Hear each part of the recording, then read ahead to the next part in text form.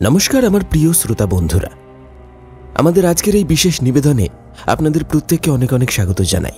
প্রত্যেকবারের মতো আজও একটা হাড় কাঁপানো গ্রাম বাংলার ভয়ের গল্প শুধুমাত্র আপনার জন্য উপস্থাপন করতে চলেছি। আশা করছি আমাদের আজকের নিবেদনের এই গল্পটি আপনার ভালো লাগবে। তবে গল্পে প্রবেশ করার আগে জানিয়ে রাখি, আমাদের গত এপিসোডে যারা যারা সঠিক উত্তর লিখে কমেন্ট করেছিলেন তাদের নাম আমি আজকের গল্পের শেষে ঘোষণা করব। এবং আজও কিন্তু গল্পের মধ্যে থেকে থাকছে একটি বিশেষ প্রশ্ন। সেই প্রশ্নের সঠিক উত্তর, আপনার নাম এবং আপনি কোন জায়গা থেকে গল্পটি শুনছেন সেটি মেনশন করে কমেন্টে লিখে জানাতে ভুলবেন না। তাই চলুন বেশি কথা না বাড়িয়ে সরাসরি প্রবেশ করা যাক আজকের গল্পে। আজ আপনি শুনতে চলেছেন বাংলা অডিও স্টোরি জগতের স্বনামধন্য সুলেখক সুকান্ত মাইতির কলমে গ্রামের নাম পদ্মডোবা। গল্প পাঠে এবং বিশেষ কয়েকটি পুরুষ চরিত্রে থাকছে আমি সুদর্শন, নারী কণ্ঠে সুপমা। শুরু হচ্ছে লেখক সুকান্ত মাইতির কলমে গ্রামের নাম পদ্মডোবা।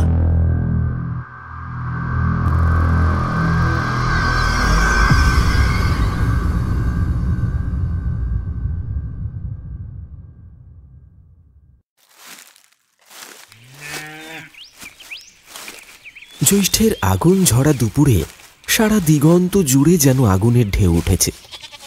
মাঠের পথ ঘুরে ঘরমাক্ত দেহে হেঁটে আসছিল রমেন।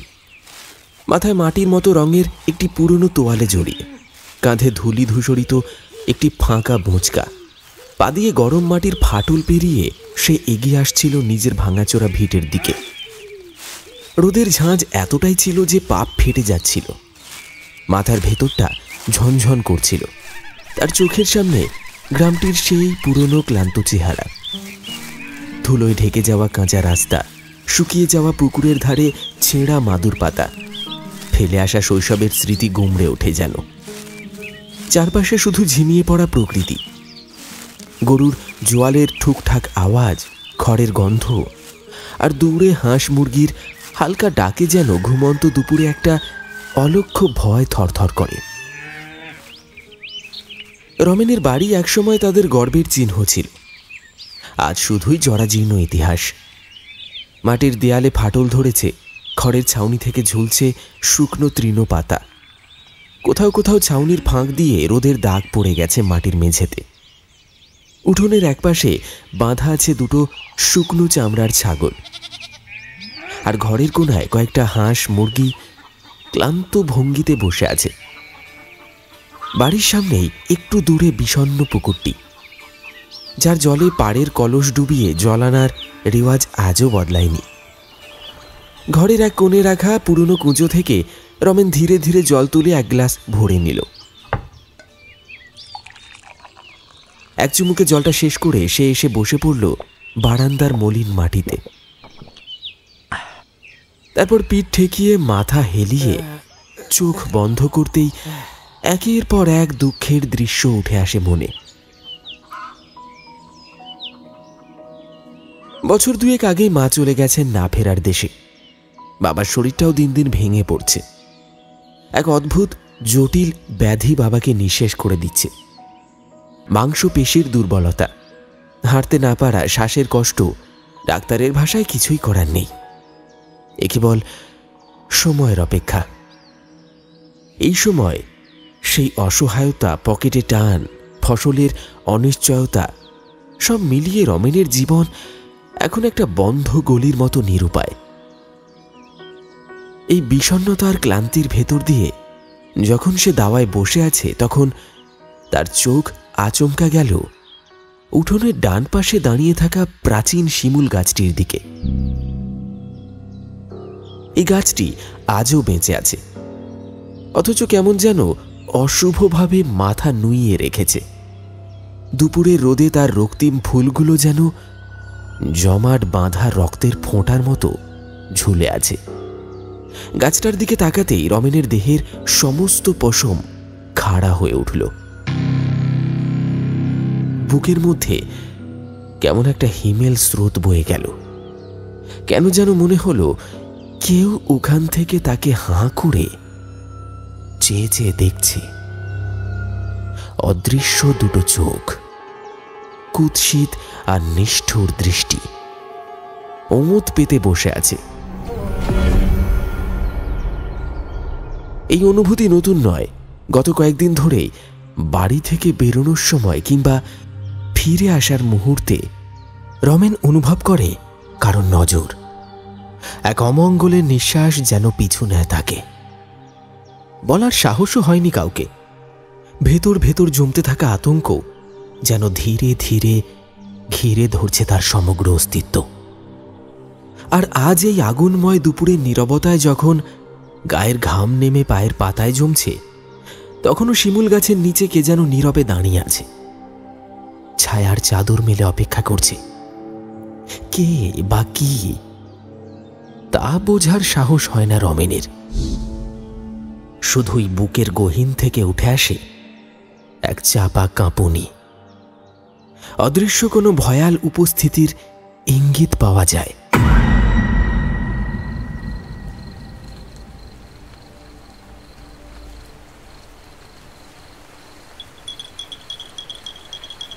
বাইরে তখন বৃষ্টি নামতে শুরু করেছে।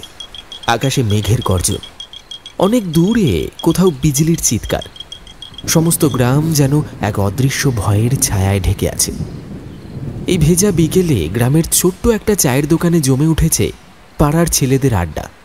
ছেঁড়া তিরপলের নিচে কাঠের বেঞ্চিতে বসে চায়ের ধোঁয়া আর চপের গন্ধে ঘিরে গল্প জমে উঠেছে। আর সেই গল্পের মাঝখানে কাঁপা হাতে চায়ের কাপ ধরে বসে আছেন বৃদ্ধ গণেশ সাধু। একসময় যিনি ছিলেন দুর্ধর্ষ তান্ত্রিক সাধক, এখন কেবলমাত্র ছায়া হয়ে বেঁচে আছেন গ্রামবাসীদের স্মৃতিতে। আজ বহুদিন পর বর্ষা মুখর এই দিনে তাকে পেয়েছে পাড়ার ছেলেরা। তাদের আবদার, দাদু আজ একটা গল্প শোনাবে। এমন অনুরোধের সামনে দাঁড়িয়ে গণেশ দাদু দীর্ঘ নিঃশ্বাস ফেলে বলেছিলেন, বেশ, আজ একটা সত্যি ঘটনা শোনাবো। কিন্তু এতটুকু বলে হঠাৎ থেমে গিয়েছিলেন তিনি। দোকানের ভেতর থেকে একটা চঞ্চল কিশোর ছেলে চিৎকার করে বলল, কি হলো দাদু, থেমে গেলেন কেন, বলুন না। গণেশ দাদু ধীরে ধীরে সেই ছেলের দিকে তাকালেন। চোখ দুটো যেন হঠাৎই অদ্ভুতভাবে জলজল করে উঠল। তবে সামান্য থেমে তিনি বললেন, একটু দম নিয়ে নি, দাঁড়া। এই বলে কাঠের উনুনের লালচে আগুন থেকে একটা বিড়ি ধরিয়ে গভীর সুখ টান দিলেন।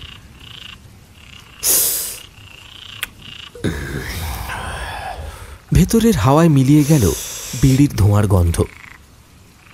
তারপর কিছুক্ষণ নিস্তব্ধ থেকে নিস্তব্ধতা ভেঙে তিনি নরম অথচ রুদ্ধশ্বাস কণ্ঠে জিজ্ঞাসা করলেন, আচ্ছা, তোমরা কি জানো এমন এক তন্ত্র সাধনা আছে যেখানে রক্ত স্নান করতে হয়? ভারতীয় শাস্ত্রেই তার উল্লেখ আছে। জানো কি সেই তন্ত্রের নাম কি? দোকানের ছেলেরা একে অপরের দিকে তাকিয়ে মাথা নাড়ল। কেউ জানে না, কেউ শোনেনি এমন কিছু। গণেশ দাদুর ঠোঁটের কোণে একটা রহস্যময় হাসি ফুটে উঠল। বললেন, আজ যেটা বলবো সেখানে এমনই এক ভয়ানক সাধনার ছায়া লেগেছিল। দোকানের এক কোণ থেকে আরেকজন তরুণ উত্তেজনায় কাঁপা গলায় বলল, দাদু আর দেরি করবেন না, এখনই বলুন, আমরা ধৈর্য ধরতে পারছি না যে। গণেশ দাদু আবার একটু বিড়ির ধোঁয়া উড়িয়ে বললেন,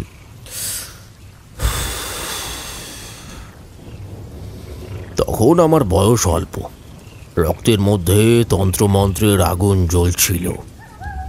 শুনেছিলাম একটা গ্রামের পাশে পুরনো শ্মশানে এক সাধু এসে বসেছে, এক মহান সাধক, যার নাকি অলৌকিক শক্তির খ্যাতি দূর দূরান্ত পর্যন্ত ছড়িয়ে পড়েছে। আমি তখন সবকিছু ছেড়ে পায়ে হেঁটে সেই গ্রামের দিকে ছুটেছিলাম। কিন্তু যখন পৌঁছলাম সেই শ্মশানে, চারিদিকে শুধু ছায়া আর নিস্তব্ধতা।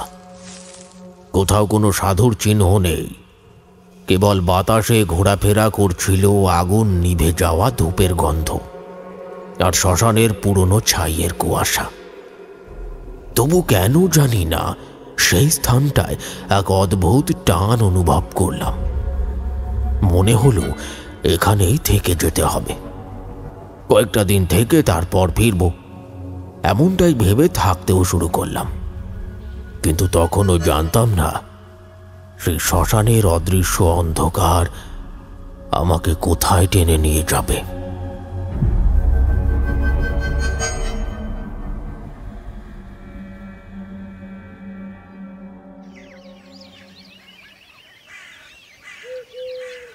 সেদিন দুপুরের দিকে ভরা বর্ষার নদীটা যেন আরো বেশি রূপ নিয়ে নেমেছিল। ঘোলা জল, তাতে ভেসে থাকা পদ্ম পাতা আর ছোট ছোট স্রোতের ধারা। সেই নদীতেই আমি স্নান সেরে উপরে উঠছিলাম। ভেজা শরীরে আমার পরনে ছিল ধূসর রঙের মোটা কাপড়ের ধুতি, আর গায়ে জড়ানো একটি পুরনো গেরুয়া উত্তরীয়, একেবারে পুরনো ঢঙের তান্ত্রিকের সাজ। কপালের মাঝখানে লাল সিঁদুরের ফোঁটা, আর গলায় রুদ্রাক্ষের মালা। ঠিক তখনই নদীর পাশে গরু নিয়ে এসেছিল গ্রামেরই এক ছেলে, তার নাম রমেন। ছোটখাটো চেহারা, মুখে সরলতার ছাপ, হাতে একটা মাছের লাঠি। সে গরুগুলিকে নদীতে জল খাওয়াতে এনেছিল। আমার দিকে তাকিয়ে এক মুহূর্ত থেমে বিনয়ের ভঙ্গিতে এগিয়ে এসে বলল, বাবা, আপনি নতুন এসেছেন বুঝি? আপনারে দেখেই মনে হচ্ছে আপনি সাধু সন্ন্যাসী। আমাদের গরিব গ্রামের ধন্যি করলেন বাবা। একটু একটু চরণ ধুলা দিন। সে সময় প্রত্যন্ত বাংলার গ্রামীণ সমাজে এক সাধুর প্রতি যে শ্রদ্ধা, যে আন্তরিকতার প্রকাশ ছিল, রমেন যেন তারই জীবন্ত প্রতিমূর্তি। তার মুখের সরল আবেগে আমি এক চিলতে হাসি হাসলাম। সে জানালো তাদের গ্রামের নাম পদ্মডোবা, যেখানে এখনো খাঁটি গরুর দুধ আর বিশুদ্ধ ঘিয়ের খ্যাতি দূর দূরান্তে ছড়িয়ে আছে। তার কণ্ঠস্বরের এক অদ্ভুত আমন্ত্রণের নরমতা ছিল। সে বলল, বাবা, আপনি যদি দয়া করে একদিন আমার গৃহে আসেন, ব্রাহ্মণ সেবা করালে আমাদের পরম পুণ্য হবে। খাঁটি গরুর দুধ আর ঘি দিয়ে আপনার সেবা করব। আমি হালকা হেসে বলেছিলাম, আমি তো আর পুরোপুরি সাধু হতে পারিনি বাবা রমেন। বাড়িতে মন টেকে না, তাই ঘুরে বেড়াই। শুনেছিলাম এই অঞ্চলে এক মহান তান্ত্রিক এসেছিলেন, তার খোঁজেই এসেছিলাম, কিন্তু পেলাম না। তবে তোমাদের গ্রামটা সত্যিই মন ভালো করে দেয়। যখন তুমি এত অনুরোধ করলে নিশ্চয়ই আসবো।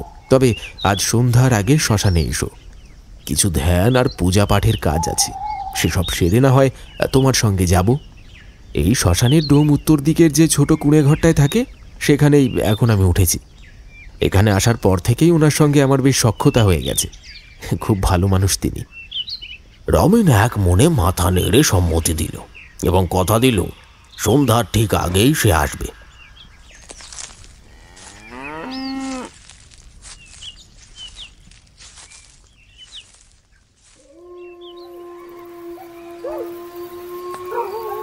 যখন গাঢ় অন্ধকার নামতে শুরু করেছে আকাশে, উত্তর দিকে সেই ছোট্ট শ্মশান ঘরের কোণে বসে আমি তখন নিঃশব্দে আমার সাধনার কিছু জটিল ক্রিয়া পালন করছিলাম।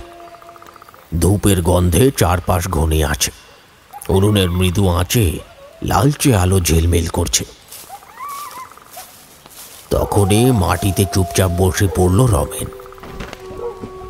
সে চুপ করে অপেক্ষা করতে লাগলো যতক্ষণ না আমি আমার সাধনা সম্পন্ন করি। সবকিছু শেষ করে আমি চোখ মেলতেই রমেন বলল,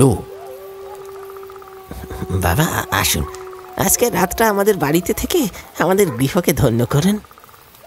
আমি তখন হাসি মুখে রমেনের আমন্ত্রণ গ্রহণ করলাম এবং তার সঙ্গে পদ্মডোবা গ্রামে রমেনের বাড়ির পথে পা বাড়ালাম।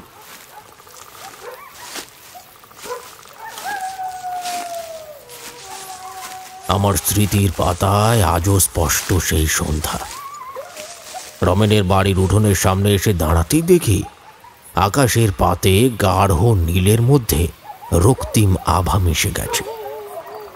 চারপাশে এক অদ্ভুত স্তব্ধতা, যেন প্রকৃতি নিজের নিঃশ্বাস চেপে বসে আছে। দূরের বাঁশ ঝাড় থেকে মাঝে মধ্যে ভেসে আসছিল ঝিঁঝি পোকার ক্ষীণ কান্না, আর কাছাকাছি কোথাও একটা পেঁচা হালকা করে ডেকে উঠছিল। সন্ধ্যার সেই গাঢ় রহস্যময়তা যেন অশরীরী কারোর উপস্থিতির আগাম বার্তা দিচ্ছিল। তবে উঠোনে প্রথম পা দিতে অদ্ভুত এক শীতল স্রোত আমার শরীরটাকে জাপটে ধরল।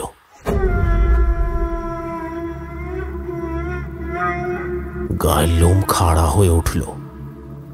আমার অভ্যস্ত নাক হঠাৎই টের পেল বাতাসে ভেসে আছে পচা রক্তের গন্ধের মতো এক তীব্র দুর্গন্ধ, যেন অনেক দিনের পুরনো কোনো রক্তাক্ত স্মৃতির ধ্বংসাবশেষ এখানে জমে আছে।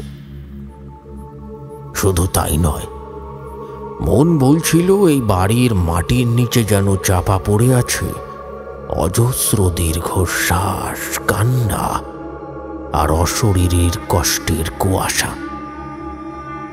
আমি এক মুহূর্তের জন্য স্থির হয়ে দাঁড়িয়ে পড়লাম।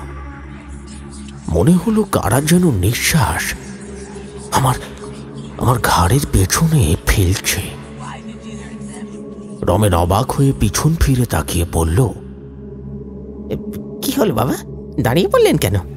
আসুন আমার সঙ্গে। তখন যেন হঠাৎ ঘোর কেটে গেল আমার। মৃদু হেসে বললাম, হ্যাঁ বাবা, চলি। তবে পা বাড়ানোর সময় যেন অদৃশ্য কোনো শক্তি আমাকে টেনে ধরছিল। আমি অদৃশ্য আতঙ্ককে পাশ কাটিয়ে এগিয়ে গেলাম, কিন্তু ঠিক তখনই চোখের কোণ দিয়ে দেখি উঠোনের এক পাশে পুরনো বিশাল শিমুল গাছটি নিঃশব্দে সামান্য নড়ে উঠল, অথচ বাতাস ছিল না একটুও। এক মুহূর্তের জন্য দাঁড়িয়ে সেদিকে দৃষ্টি রাখলাম। গাছের ছায়ায় যেন কারোর আকৃতি আবছা হয়ে মিলিয়ে গেল। মনকে শক্ত করে এগিয়ে গেলাম রমেনের সঙ্গে।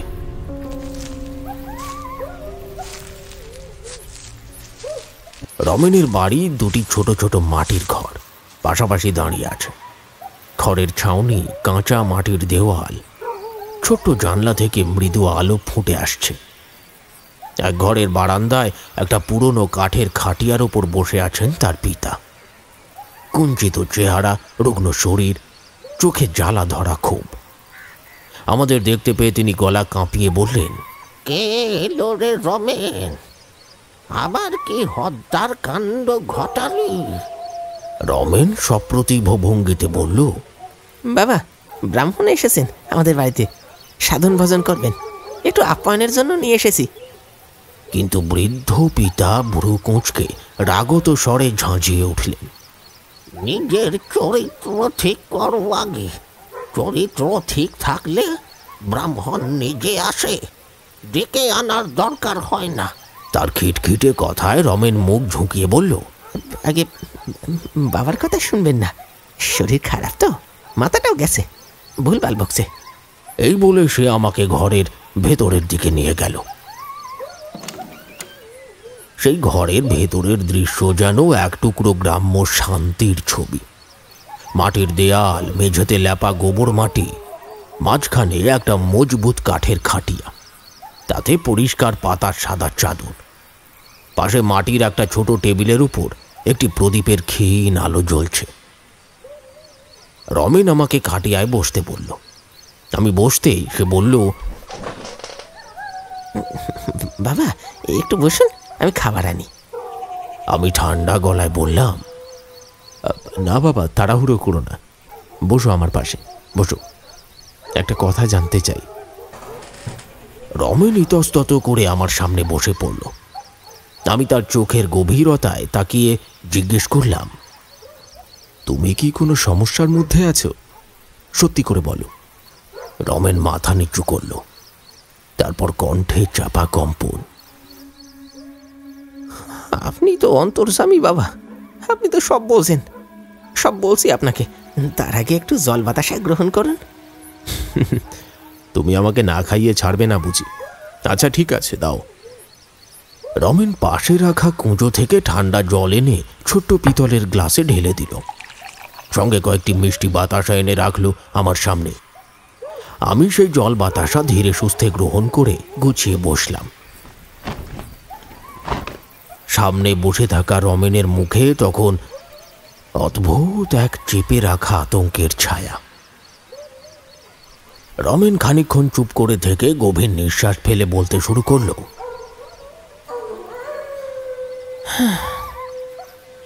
বাবা, কিছুদিন ধরে আমার সঙ্গে অদ্ভুত অদৃশ্য কিছু ঘটনা ঘটছে। যখনই একলা থাকি মনে হয় যেন কেউ একজন আমার ছায়ার সঙ্গী হয়ে হাঁটছে। কারণ নিঃশ্বাসের গরম হাওয়া যেন ঘাড় ছুঁয়ে যায়, অথচ চারপাশ একেবারে শুনশান। দিন কয়েক আগে নদী থেকে মাছ ধরে ফিরছিলাম। বড় কষ্টে একটা সিলভার কাপ ধরছিলাম, কিন্তু বাড়ির উঠোনের কাছাকাছি আসতেই এমন এক হিমশীতল স্পর্শ, এমন এক অজানা শীতল স্রোত সারা শরীর বেয়ে নেমে গেল। হঠাৎ করেই হাতের জুড়ি ছিটকে পড়ে গেল মাটিতে। দেখতে দেখতে চোখের সামনেই ঝুড়ির মাছগুলো যেন মাটিতে গিলে নিল। কোথাও কোনো চিহ্ন রইল না। তন্ন তন্ন করে খুঁজেও মাছের ছায়া পর্যন্ত পেলুম না। তখন থেকেই বাড়িতে অদ্ভুত গন্ধ, পচা মাংসের ধোঁয়াটে পোড়া গন্ধ ঘুরে বেড়াচ্ছে। রাত গভীর হলে ঘরের চালের ওপর যেন ভারী পায়ের শব্দ হয়, কখনো ফিস ফিস করা আওয়াজ, আবার কখনো ঘরের কোণে ছায়া নড়াচড়া করছে মনে হয়। রমেন কিছুটা থেমে যেন কাঁপা কণ্ঠে বলতে থাকলো, আমি আর আমার ভাই সৌমেন, আমরা যমজ ছিলাম। ছোটবেলায় আমাদের বাড়িতে যে কি জৌলুস ছিল সে আর আপনাকে কি বলবো। এক রাজকীয় চেহারা। বাবা ছিলেন জমিদারের খাস কাজের লোক। প্রতিদিন বড় বড় গাড়ি এসে দাঁড়াতো উঠোনে।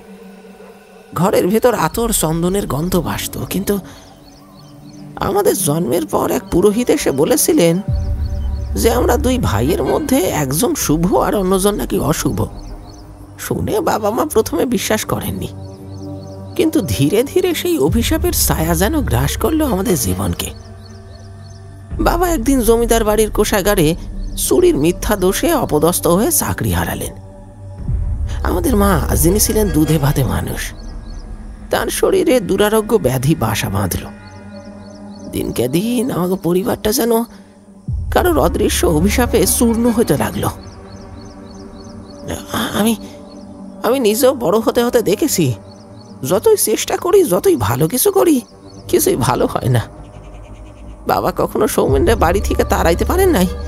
পিতৃত্বের বাঁধন আর ভাইয়ের প্রতি আমার দায়িত্ব সব মিলায়া আমরা ওরে আপন করে রেখেছিলাম। সেই দুর্ভাগ্যের ছায়া মাথার উপর নিয়ে বেঁচেছিলাম। বছর দুয়েক আগেই মা চিরবিদায় নিলেন।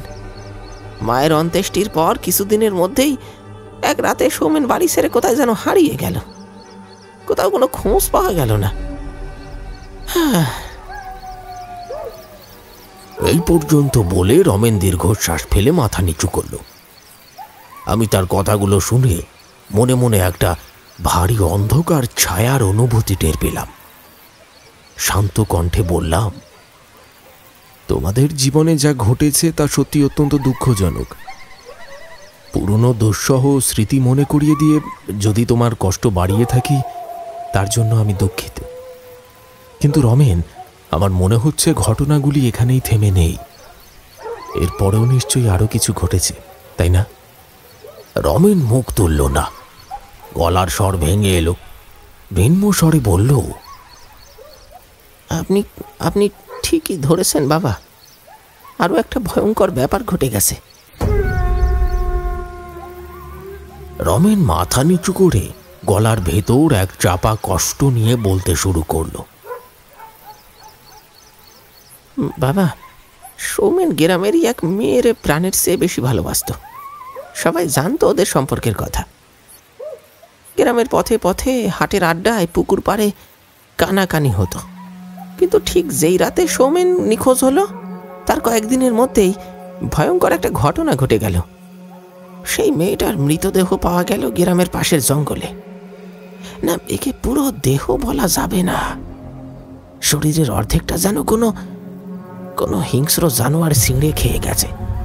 ছিন্ন ভিন্ন শাড়ির টুকরো আর রাত পচা মাংসের স্তূপ। পছনের উগ্র গন্ধে ভোঁতা হয়ে গিয়েছিল আমাদের নাক।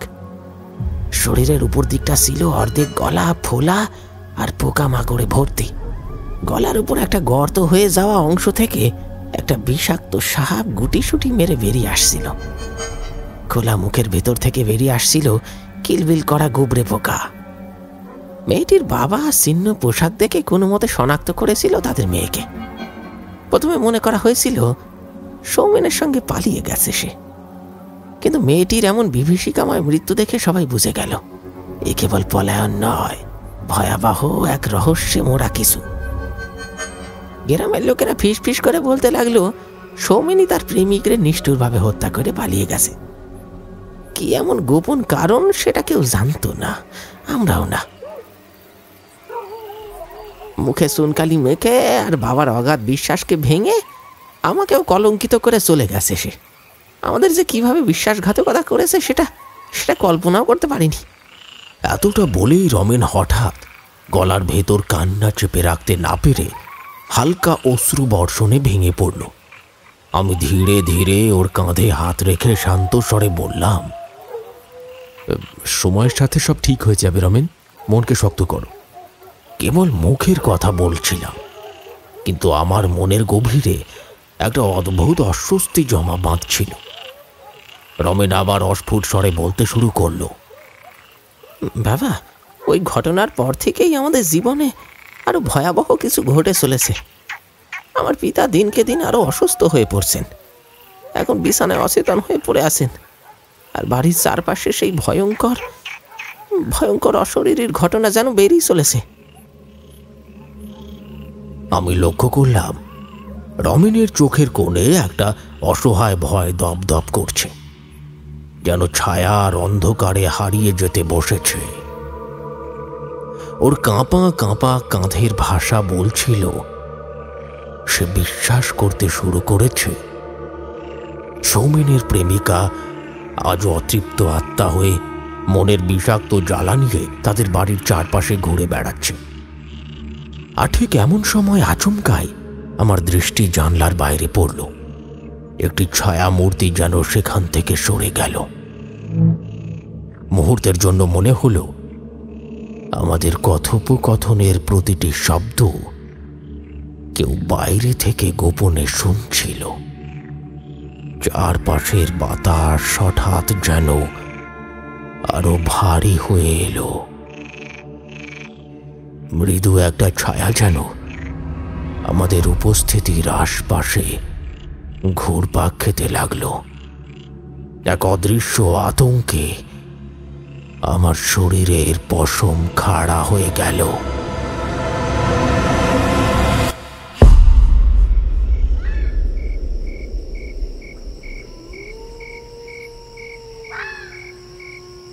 রাত তখন নিঃশব্দ, অন্ধকারের চাদরে মুড়ে ফেলেছে গোটা গ্রামটাকে। বারান্দার মাটির মেঝেতে বসে আছি আমি শান্ত গলায় রমেনকে উদ্দেশ্য করে বললাম, ভয় পেও না বাবা, আমি শান্তি সস্তায়নের সব বন্দোবস্ত করব। যদি সত্যি সৌমেন বা তার সেই প্রেমিকার অতৃপ্ত আত্মা তোমাদের পিছু নিয়েও থাকে, আমি তাদের কাছে বিনীত অনুরোধ করব তোমাদের পরিবারকে ছেড়ে যেন তারা চিরতরে বিদায় নেয়। আমি নিজের সাধ্যমতো যা করণীয় তা করব, বাকিটা তো ঈশ্বরের ইচ্ছা। আমার এই আশ্বাসময় বচনে রমেনের চোখে মুখে এক প্রকার স্বস্তির আভা ছড়িয়ে পড়ল। এমন সময় রমেন হেসে বলল, কথায় কথায় অনেকটা সময় পেরিয়ে গেল ঠাকুরমশাই, রাতও তো অনেক হয়েছে, একটু খাবার খেয়ে নিন, তারপর বিশ্রাম করুন, আমি বাইরে বারান্দাতে শুয়ে পড়ব।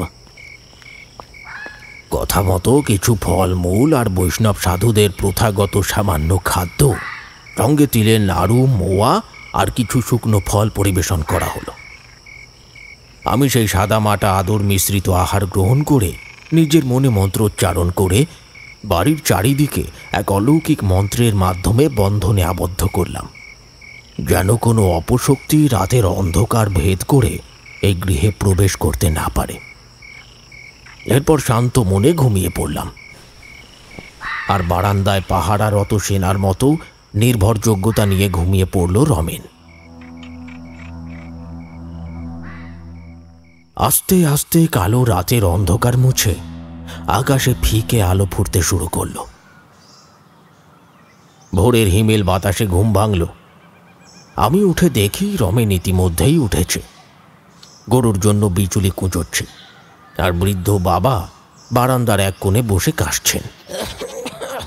সেই কাঁপা কাঁপা কণ্ঠে বৃদ্ধ বললেন,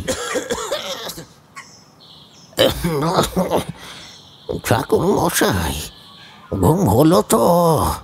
আমি মৃদু হেসে জবাব দিলাম, আগে হ্যাঁ, খুব ভালো ঘুম হয়েছে।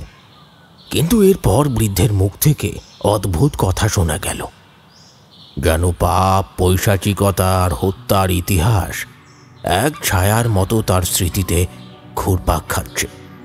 আবোল তাবোল বকতে বকতে সে বলল, সবাই ভাবে রমেন ভালো ছেলে, কিন্তু জানেন তো, ভালো ছেলেও কখনো কখনো ভয়ঙ্কর হতে পারে। রক্ত তো জল নয়। কার পাপে আজ এই দুরবস্থা তা সবাই জানে না।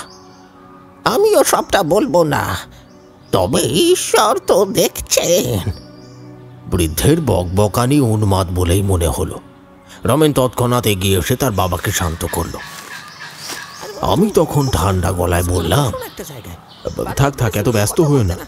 শরীর খারাপ হলে এমন আবুল তাবুল বলতেই পারে মানুষ। আচ্ছা, আমি কয়েকটা জিনিস লিখে দিচ্ছি, এগুলো জোগাড় করে রেখো। এক বিশেষ যজ্ঞের আয়োজন করতে হবে। এই কথাগুলো বলে আমি ওর বাড়ি থেকে বেরিয়ে এলাম। সকালের শিশির ভেজা ধুলো ছাওয়া রাস্তা পেরিয়ে ফিরে চললাম শ্মশানের অন্ধকার কোণে, আমার সে নির্জন আস্থানাতেই, যেখানে জাগতিক মায়ার সব বাঁধন কেটে শুধুই মৃত্যুর সুর বাজে।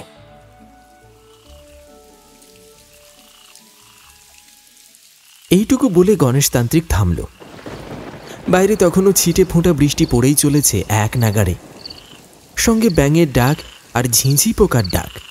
একেবারে উতলা হয়ে গ্রামের ছেলেগুলো গল্প শুনছিল। তারা এক দৃষ্টে তাকিয়ে রইল গণেশতান্ত্রিকের মুখ পানে। একটু পেছনে বসেছিলেন হারু বিশ্বাস। দেখা গেল তার মধ্যেও কাহিনীটা শোনার একটা অন্যরকম প্রবণতা জেগে উঠেছে। একটু একাগ্রতার সঙ্গে এবং কৌতূহলী দৃষ্টি নিয়ে তিনি প্রশ্ন করলেন, তারপরে কি হলো? কাহিনী বলতে বলতে মশাই, আপনার এই থেমে যাওয়াটা বড্ড বাজে অভ্যাস। আরে মশাই, এখন কি আর সেই হাড়ের জোর আছে? একটু বেশি কথা বললেই হাঁপ ধরে যায়, জল পিপাসা পায়। যাই হোক সমর, এক গ্লাস জল দে তো। চা দোকানের মালিক সমর ঘোষ একটা মাটির গ্লাসে এক গ্লাস ঠান্ডা জল এগিয়ে দিলেন। গণেশতান্ত্রিক সেটা ঢকঢক করে খেয়ে একটা তৃপ্তিসূচক শব্দ করে আবার তার কাহিনীতে ফিরে এলেন। আমি তখনও ছিলাম এক নিঃস্ব সাধক। গ্রাম থেকে গ্রামান্তর ঘুরে ভিক্ষা করতাম। চাতালে বসে কিছু মুড়ি, কখনো বা কটা কলা, কিংবা বৈষ্ণব ভক্তদের দানকৃত কিছু শুকনো খাবার সংগ্রহ করতাম। দিনভর সেইভাবে আহার জোগাড় করে দুপুর গড়িয়ে গেলে আমি ফিরে আসতাম শ্মশানের নির্জন কোণে, যেখানে শুধু বাতাসে পচা ফুল আর ভস্মের গন্ধ ছড়িয়ে থাকে। সেদিনও ব্যতিক্রম হলো না। তবে মনের ভেতর একটা অদ্ভুত খটকা জেগেছিল। রমেনের পাগল বৃদ্ধ বাবার ফিসফাস করা কথাগুলোর মধ্যে যেন এক অদৃশ্য মানে আমি অনুভব করেছিলাম। সিদ্ধান্ত নিলাম, আজই সন্ধ্যাবেলা এক বিশেষ সাধনায় বসব। আমার অভীষ্ট ছিল নিজের চোখেই দেখতে সেই অদৃশ্য ইতিহাস। আমি আমার পুরনো কাঁসার পাত্রটি পরিষ্কার করে প্রস্তুত রাখলাম। এটা এমন এক তন্ত্র পদ্ধতি যার মাধ্যমে মৃতের অতৃপ্ত কান্না ধরা দেয় এই জাগতিক জগতে।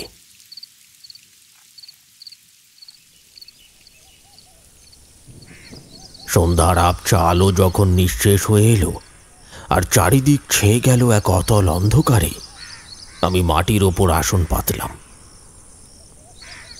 শুরু করলাম আমার সেই বিশেষ সাধন প্রক্রিয়া। ধীরে ধীরে সাধনার গভীর থেকে গভীরতর পর্যায়ে আমি প্রবেশ করতে লাগলাম। সময়ের সাথে সাথে চারিপাশ অন্ধকার হয়ে এলো, সঙ্গে থমথমে একটা পরিবেশের সৃষ্টি হলো। শ্মশান তখন যেন মৃতদের কাঁপন তুলতে শুরু করেছে। পুরনো পোড়া কাঠের গন্ধ, গঙ্গার ধারে ভেসে আসা পচা মালার দুর্গন্ধ সব মিলিয়ে মনে হচ্ছিল যেন অজস্র অদৃশ্য আত্মা আমাকে ঘিরে বসে আছে। দূর থেকে কার যেন অস্পষ্ট করুণ কান্নার আওয়াজ ভেসে আসছিল, কখনো খুব কাছে, কখনো আবার অসীম দূরে হারিয়ে যাচ্ছিল সেই কান্না। ছোট ছোট পিঁপড়ে দল বেঁধে কাঁসার পাত্রের চারপাশে ছুটোছুটি করছিল, যেন তারাও এই অদ্ভুত সাধনার সাক্ষী হতে চাইছে। আমি গভীর মনোযোগে মন্ত্রোচ্চারণ শুরু করলাম।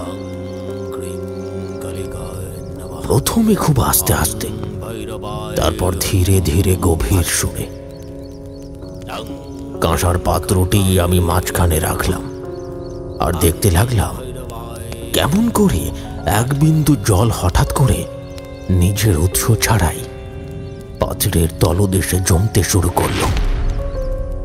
প্রথমে এক ফোঁটা, তারপর দুই, তারপর অসংখ্য ফোঁটা মিশে গিয়ে ছোট্ট একটা পুকুরের মতো গড়ে তুলল পাত্রের মধ্যে। এই জল হলো অতৃপ্ত আত্মাদের বেদনাশ্রু। আমি মন্ত্র পাঠে আরো গভীরে গেলাম।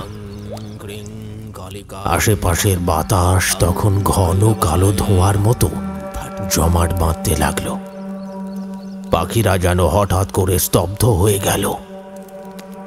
কুকুরের চিৎকার করে ওঠা ডুবে গেল দূরাগত বাতাসের গর্জনে। পাত্রের জলটা তখন অদ্ভুতভাবে টকবক করতে লাগলো। বুদবুদের ফাঁক ফোঁকর দিয়ে ভেসে উঠতে লাগলো একের পর এক বিকৃত মুখাবয়ব আর বিকৃত চিৎকার। আমি চোখ বুজে সাধনায় আরো গভীরে নিমজ্জিত হলাম। মন্ত্রোচ্চারণের গতি আর ধ্বনি যেন অন্য এক অলৌকিক ছন্দে প্রবাহিত হতে লাগলো।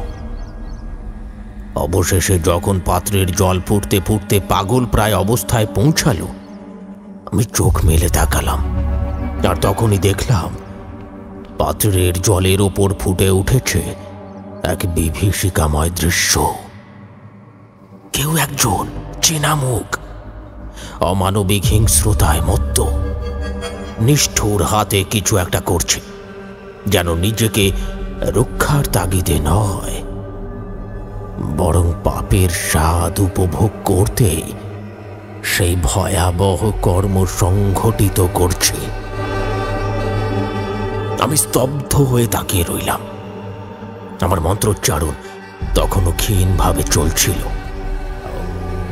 আর পাত্রের মধ্যকার সেই অপরাধের ছায়াচিত্র যেন নিজের অস্তিত্বের ভারে কাঁপছিল, ফেটে পড়ছিল আর আমাকে ঠেলে দিচ্ছিল এক অতল গহ্বরে, যেখানে সত্য আর মিথ্যার সীমারেখা মিলিয়ে একাকার হয়ে যাচ্ছে। আমি তখন অস্থির আর গভীর ধ্যানে নিমগ্ন। কাঁসার পাত্রের জল তখন যেন জীবন্ত হয়ে উঠেছিল, আর তার ভিতরে ফুটে উঠতে লাগলো একের পর এক ভয়ঙ্কর দৃশ্যপট। আমি তখন অস্থির, গভীর ধ্যানে নিমগ্ন।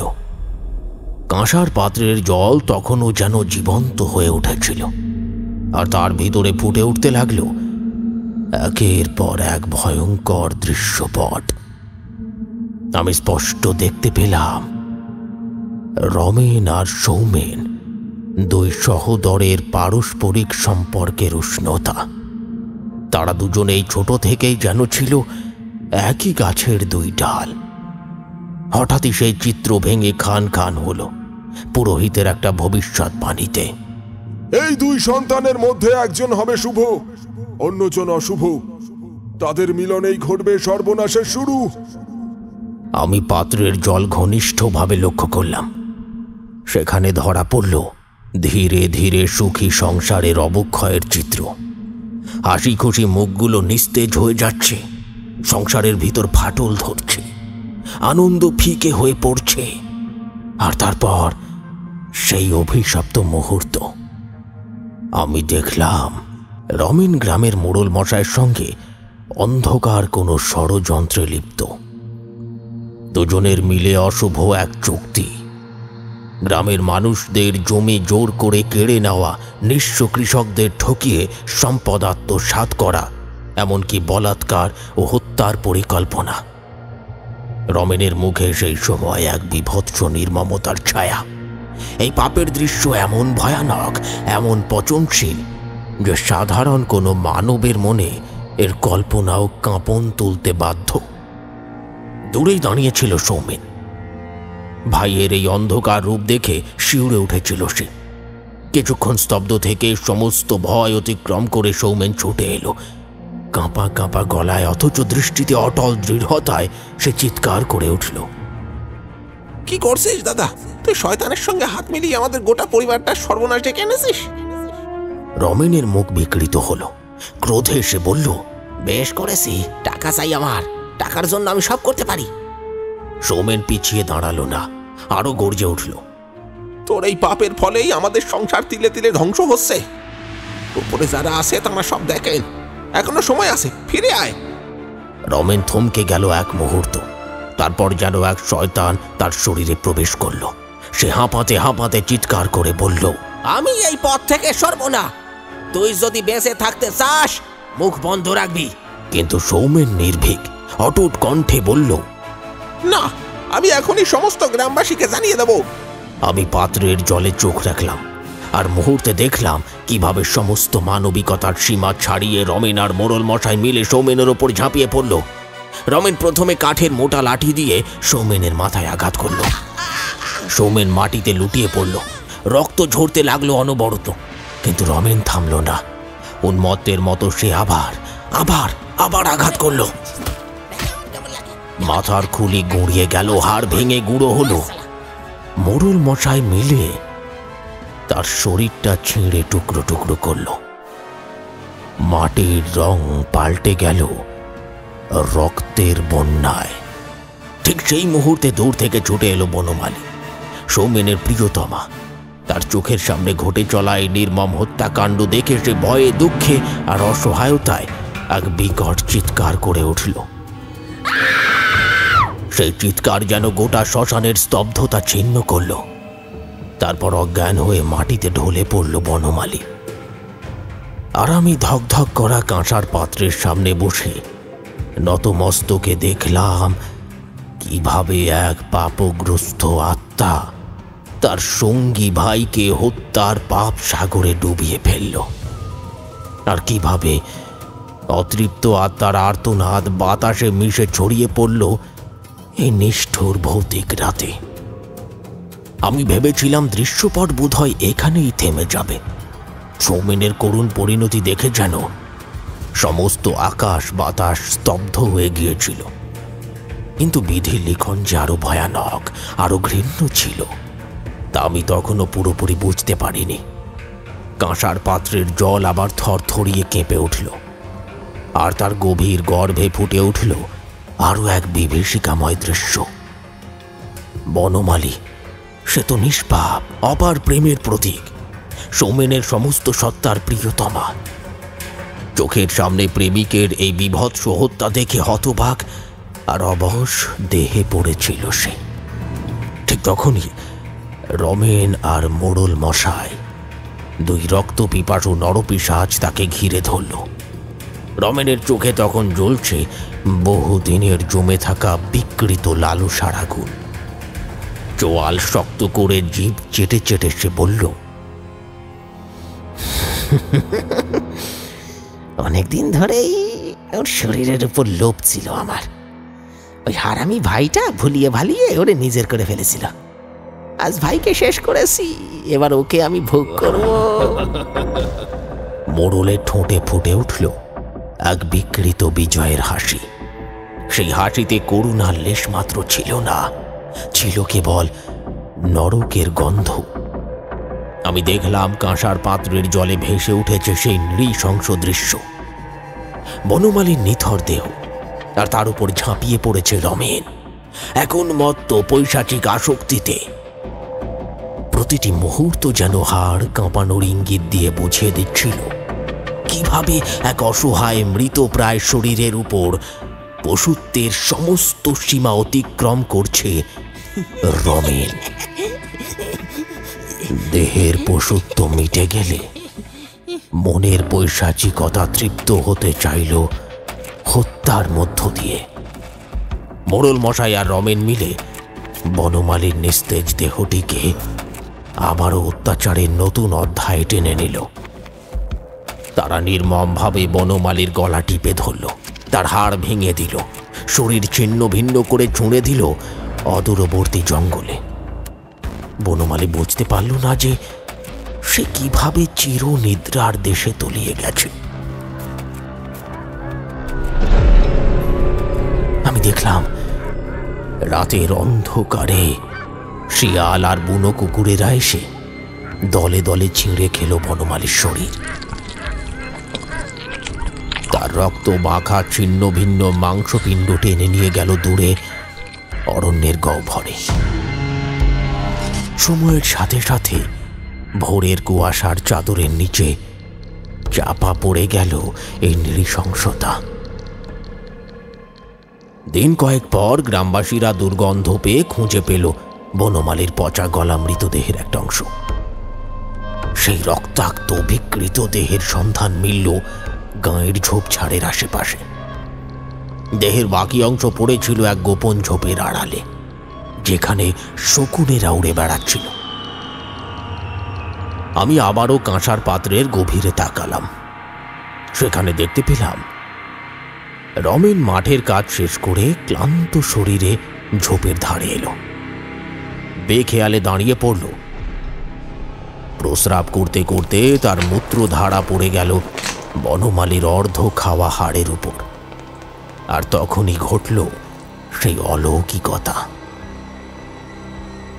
আমি দেখলাম বনমালীর অতৃপ্ত নির্মমভাবে অত্যাচারিত প্রেতাত্মা ক্রোধে দাউ দাউ করে জেগে উঠল। হাড়ের উপর ছিটকে পড়া সেই অপবিত্র স্পর্শ যেন তার অপমানিত আত্মাকে পুনরুজ্জীবিত করল।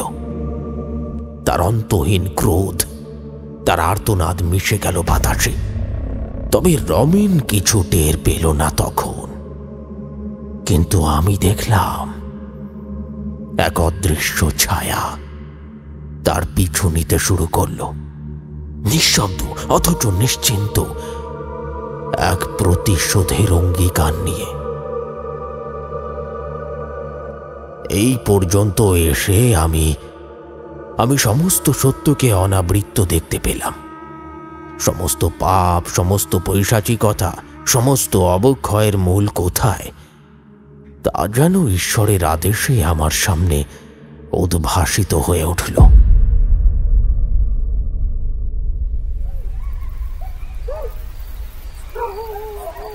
রাত তখন গভীর থেকে গভীরতর হচ্ছে। আমি মনে মনে ভাবছিলাম রমেন আসবে, তার সাথে সমস্তটা খোলামেলা কথা বলবো। কিন্তু সময় যেন এক রহস্যময় স্থবিরতায় বাঁধা পড়ে রইল। রমেন আর এলো না। ক্রমশ চঞ্চল হয়ে উঠলাম। মনে হলো আর অপেক্ষা করা চলবে না। বাধ্য হয়েই রাতের নির্জনতা ছিন্ন করে হাঁটা দিলাম তার বাড়ির উদ্দেশ্যে। চাঁদের ম্লান আলোয় রাস্তা ঝাপসা লাগছিল। বাড়ির কাছাকাছি পৌঁছতেই দেখতে পেলাম কয়েকটা লোকের জটলা। গাটা ছমছম করে উঠল। অজানা আশঙ্কায় বুক কেঁপে উঠলেও সাহস করে এগিয়ে গেলাম। আর সামনে গিয়ে যা দেখলাম তা দেখে বিস্মিত হইনি, বরং মনে মনে ভাবলাম মানুষ তার কর্মের ফল থেকে কোনোদিনও রেহাই পায় না। রমেনের নিথর দেহ পড়ে আছে বারান্দার উপর, মুখখানা থ্যাতলানো, রক্তের দাগ চারপাশে ছড়িয়ে। উঠোনের মাটিতে ছড়িয়ে পড়ে আছে মোড়ল মশায়ের মৃতদেহ। তার বুক ফাঁক করে রক্তের ধারা এখনো জমাট বাঁধেনি। দেহ দুটি দেখে এক দৃষ্টিতে বোঝা যাচ্ছিল যেন অসম্পূর্ণ রোষ, ঈর্ষা আর পাপের আগুনে জ্বলে তারা একে অপরকে নৃশংসভাবে শেষ করেছে। মোড়লের হাতের আঙুলে এখনো রমেনের গলার চামড়ার আঁচড় লেগেছিল, আর রমেনের মুঠোয় মোড়লের কাঁচা চুলের মুঠো। স্পষ্টতই বোঝা গেল জীবন মৃত্যুর ভয়ঙ্কর এক টানাটানিতে দুজনেই একে অপরকে ঘায়েল করেছে। এক কোণে বসে থাকা রমেনের বৃদ্ধ পিতা জীর্ণ চোখে অশ্রু ভেজা গলায় বিড়বিড় করছিলেন। কতবার বলেছিলাম রমেন, মোড়লের সঙ্গে মেশিস না, কালো বাজারি টাকা নিয়ে ঝামেলা করবি না। বলেছিলাম সব শেষ হয়ে যাবে, শেষ হয়ে গেল তো। শুনলি না বাবা রে, শুনলি না? তার জীর্ণ শরীর কাঁপছিল, যেন সমস্ত গ্রামবাসীর শোক আর হতাশার প্রতীক হয়ে উঠেছিল সেই মুহূর্তে। আমি নিঃশব্দে মাথা নিচু করে দাঁড়িয়ে রইলাম। বুঝলাম নিয়তির চাকা ঘুরে ওদের উপযুক্ত শাস্তি দিয়েছে। ভারাক্রান্ত মনে বাড়ির গেট পেরিয়ে বাইরে বেরিয়ে এলাম। রাত্রির বাতাস তখন যেন আরো ভারী, আরো মৃতপ্রায়। বাড়ির বাইরে ডান দিকে সেই পুরনো শিমুল গাছটার গোড়ায় চোখ গেল। অন্ধকারের মধ্যে এক অবয়ব দাঁড়িয়েছিল, এক রমণী, মাথায় ঘোমটা টানা। তার গায়ে ছিল গ্রাম্য ভঙ্গিতে পরা লাল পাড়ে সাদা শাড়ি, হাঁটুর ওপর পর্যন্ত কোমরে গোঁজা, মাথার পেছনে ঘন কালো বেনুনি, নাকে ছোট্ট একটি নথ। অন্ধকারের ভেতর থেকে তার অবয়ব ধীরে ধীরে মিলিয়ে গেল যেন শূন্যের মাঝে। শেষ মুহূর্তে আমি দেখতে পেলাম তার ঠোঁটে এক অদ্ভুত তৃপ্তির হাসি, যেন শত বর্ষের প্রতিশোধ পূরণ হয়েছে আজ। হাওয়ার সাথে মিশে গেল তার অস্তিত্ব, রেখে গেল এক গা ছমছমে শূন্যতা।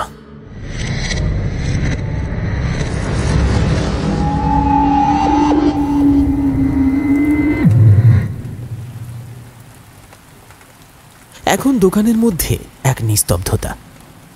চায়ের কাপ ঠান্ডা হয়ে গিয়েছে, কেউ এক ফোঁটাও মুখে তুলছে না। মুখে যেন তালা পড়ে গেছে সকলের, এমনকি দোকানদারও হাঁ করে তাকিয়ে আছে, কথা বলার ভাষা হারিয়ে ফেলেছে। চারিদিকে যেন এক অশরীরী শীতলতা জমে উঠেছে। এ যেন গল্প নয়, কেউ সত্যি সত্যি অন্ধকারের চিরন্তন অভিশাপের সাক্ষী হয়ে গেছে এইখানটায়।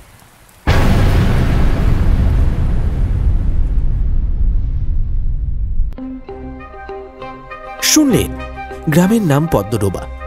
আমাদের আজকের এই বিশেষ নিবেদন আপনার কেমন লাগলো অবশ্যই কমেন্টে লিখে জানাতে ভুলবেন না। যেমনটা গল্পের শুরুতে বলেছিলাম, আজও গল্পের মধ্যে থেকে থাকছে একটি বিশেষ প্রশ্ন। যদি মন দিয়ে গল্পটি শুনে থাকেন তাহলে বলুন তো, গণেশতান্ত্রিক পদ্মডোবা গ্রামের শ্মশানে কার কাছে আশ্রয় গ্রহণ করেছিল? সঠিক উত্তর, আপনার নাম এবং আপনি কোন জায়গা থেকে গল্পটি শুনলেন সেটি মেনশন করে লিখতে ভুলবেন না। তাহলে চলুন ঝটপট একবার দেখে নেওয়া যাক আমাদের গত এপিসোডে কারা কারা সঠিক উত্তর লিখে কমেন্ট করেছিলেন।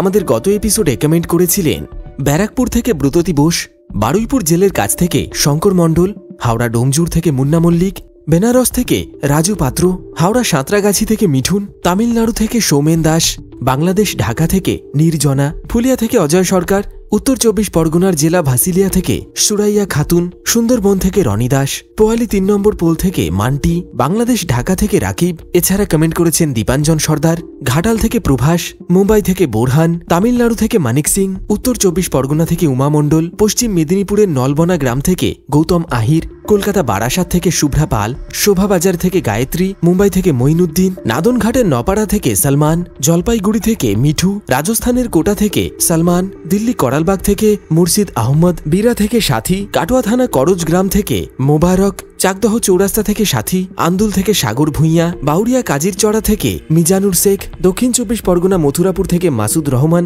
এছাড়া পশ্চিম মেদিনীপুর রামজীবনপুর থেকে কমেন্ট করেছেন সালমান, নলফা গ্রাম থেকে জাহাঙ্গীর, খড়গপুর থেকে মিলন দোলাই, পূর্ব বর্ধমান থেকে মুন্না রুইদাস, বড় কাচারি মন্দির দক্ষিণ মোকামবেরিয়া থেকে শিবনাথ সর্দার, খেজুরি থেকে উত্তম গায়েন, হরিপাল থেকে রণজিৎ, বারাসাত থেকে মহাবুল, বহিরা রায়পাড়া থেকে সৌরভ রায়, মুর্শিদাবাদ থেকে আব্দুল হাকিম, পুনে থেকে সুখদেব দাস, মুর্শিদাবাদ দাদমাটি গ্রাম থেকে ইসরাইল, সাগরদ্বীপ থেকে সুদীপ মাইতি, কালনা বর্ধমান থেকে গোপীনাথ সরকার, মেছেদা থেকে রাজেশ, মথুরি থেকে সুমন শাহ এবং পূর্ব বর্ধমান থেকে সৌমেন মোদক। আপনাদের প্রত্যেককে অনেক অনেক ধন্যবাদ জানাই আমাদের গল্পগুলি নিয়মিত শুনে গল্পে থাকা প্রশ্নের সঠিক উত্তর আপনার নাম এবং ঠিকানার সঙ্গে লিখে জানানোর জন্য। আপনারা যারা যারা ভূতের গল্প শুনতে ভীষণ ভালোবাসেন তারা আমাদের আরও দুটি চ্যানেল অলডি সাসপেন্স এবং পিশাচ পর্ব অডিও স্টোরি সাবস্ক্রাইব করতে ভুলবেন না। তাহলে চলুন আজকের মতো বিদায় নেওয়া যাক। আবার দেখা হচ্ছে আরও একটি টান টান উত্তেজনায় পরিপূর্ণ রোমাঞ্চকর কাহিনীর সাথে আগামী এপিসোডে। ততক্ষণের জন্য সবাই খুব ভালো থাকবেন, সুস্থ থাকবেন। ধন্যবাদ।